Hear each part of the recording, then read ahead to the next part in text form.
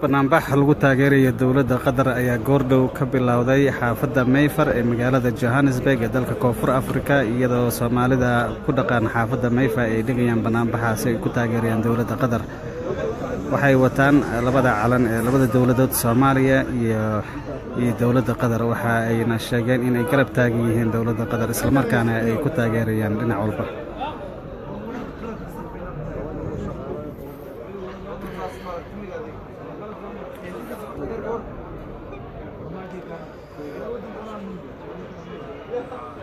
halkan waa xaafadda 8 Avenue xaafadda Mayfar gaar ahaan wadada 8 Avenue ee magaalada Johannesburg. goobta oo barnaamijka ka bilaabanaya waxaana barnaamijka uu socon doonaa ilaa Pretoria gaar ahaan caasimadda dalka Koonfur Afrika gaar ahaan goobta ay ku taal safaaradda Sacuudiga ay ka hor barnaamij doonaan sida ay sheegeen horjoogayaasha barnaamijkan.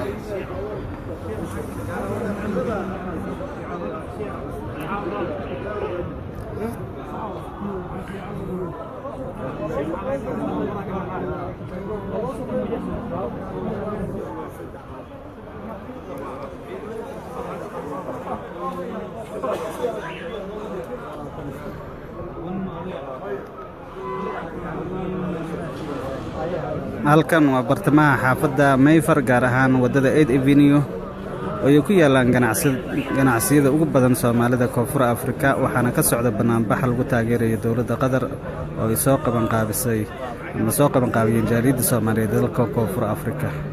waxaana ka qayb galaya Soomaali iyo dad ka soo jeeda wadamada Aasiya gaar ahaan wadamada dawladaha Carabta ee taageersan dawladda Qatar. sida u jeedaan calanka dawladda Qatar ayaa lagu xiray qaar ka mid ah gawaarida Soomaalida ee isticmaasho xaafadda Mayfar magaalada Johannesburg.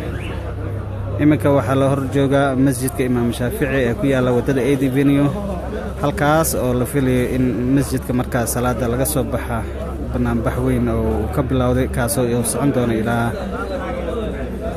magaalada Pretoria gaar ahaan halka ay ku taal safaaradda Sacuudiga.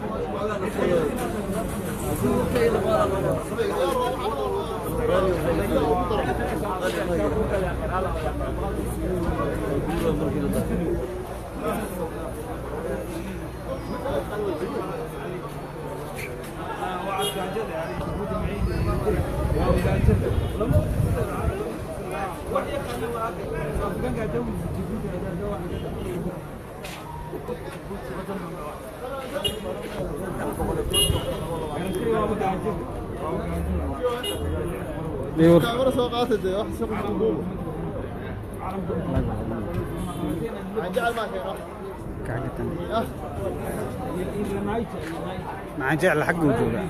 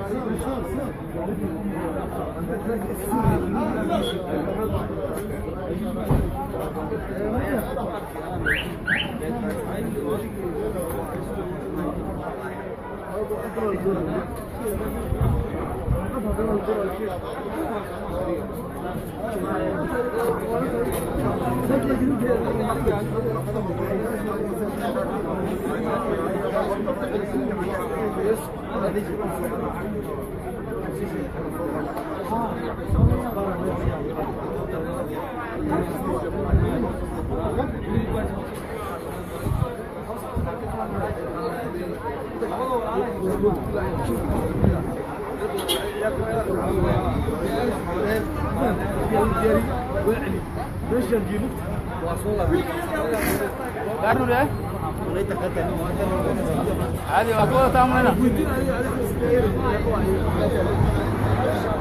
إيه عند حاجة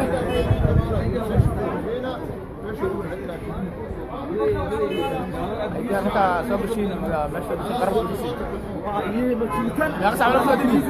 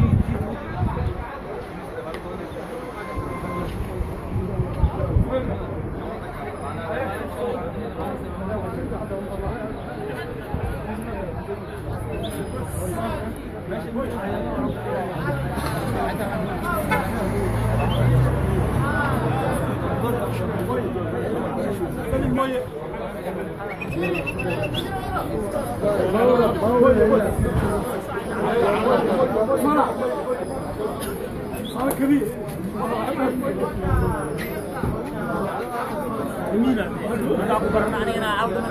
صونا عارجل وإحنا شنو؟ أنت دمي ويني؟ دمي ويني؟ عمري. howlan ku jira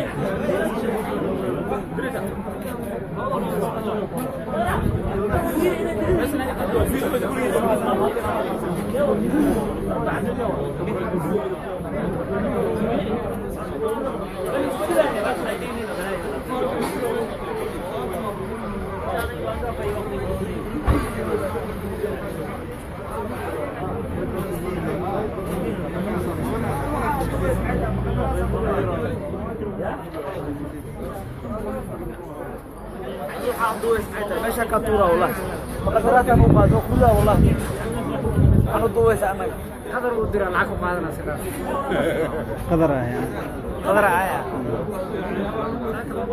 كلها والله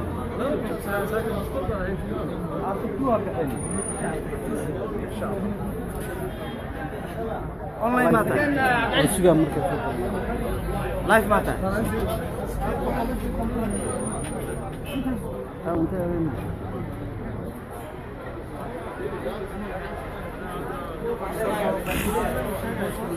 maanta magaalada waa la duubaya baa ah يا باشا jur ma ii qaday